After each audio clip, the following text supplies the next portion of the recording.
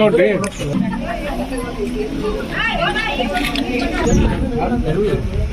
ಇಲ್ಲಿ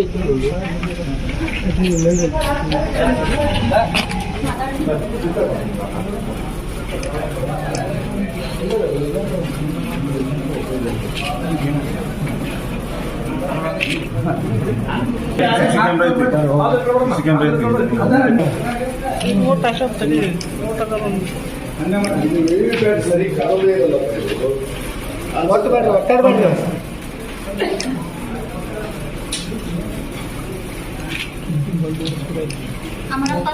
खिड़की चलो मार सकते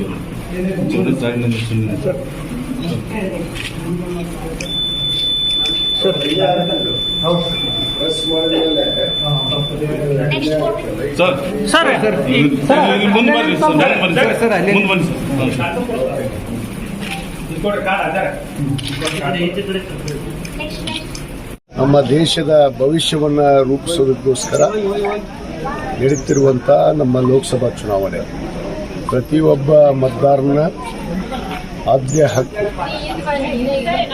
ಮತವನ್ನು ಚಲಾಯಿಸುವಂಥದ್ದು. ನಾನು ಮೊಟ್ಟ ಮೊದಲದ್ದು ಈ ದೇಶದ ಎಲ್ಲ ಪ್ರಜೆಗಳಿಗೆ ಇವತ್ತು ತಾವೆಲ್ಲ ಮತದಾನವನ್ನು ತಮ್ಮ ಹಕ್ಕನ್ನು ಚಲಾಯಿಸಿ ತಮ್ಮ ಹಕ್ಕನ್ನು ಈ ದೇಶದ ಭವಿಷ್ಯಕ್ಕೋಸ್ಕರ ಸ್ವಾಭಿಮಾನಕ್ಕೋಸ್ಕರ ತಾವು ಮತವನ್ನು ಚಲಾಯಿಸಿ ಇವತ್ತು ತಾವೆಲ್ಲ ತಮ್ಮ ಆದ್ಯ ಕರ್ತವ್ಯವನ್ನು ನಿಭಾಯಿಸಬೇಕಾಗತ್ತೆ. ಆ ನಿಟ್ಟಿನಲ್ಲಿ ಇವತ್ತು ನಾನು ಕೂಡ ನನ್ನ ಹುಟ್ಟೂರಾದಂಥ ಅವರ್ಗಿ ಗ್ರಾಮದಲ್ಲಿ ಇವತ್ತು ನಾನು ಕೂಡ ಮತದಾನವನ್ನು ಮಾಡಿದ್ದೇನೆ.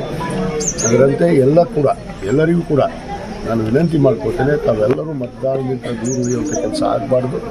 ತಮ್ಮ ಫಂಡಮೆಂಟಲ್ ರೈಟ್ ಇದೆ ಪ್ರತಿಯೊಬ್ಬ ಪ್ರಜೆಗೂ, ಆ ಒಂದು ತಮ್ಮ ಹಕ್ಕನ್ನು ತಾವು ಯಾವುದೇ ಕಾರಣಕ್ಕೆ ವಂಚನೆ ಮಾಡಬಾರ್ದು. ಅದಕ್ಕೆ ತಮ್ಮ ಹಕ್ಕನ್ನು ಚಲಾಯಿಸಿ ಮತದಾನವನ್ನು ನೀಡಿ ಈ ದೇಶದ ಭವಿಷ್ಯವನ್ನು ಇವತ್ತು ರೂಪಿಸುವಂಥದ್ರಲ್ಲಿ ತಮ್ಮ ಮತ ಇವತ್ತು ಬಹಳ ಅಗತ್ಯ ಆಗಿದೆ. ಅದಕ್ಕೆ ತಾವು ಮತದಾನವನ್ನು ಮಾಡಿರಿ ಅಂತೇಳಿ ತಮ್ಮ ಎಲ್ಲರಲ್ಲಿ ನಾನು ವಿನಂತಿ ಮಾಡ್ಕೊಳ್ತೀನಿ.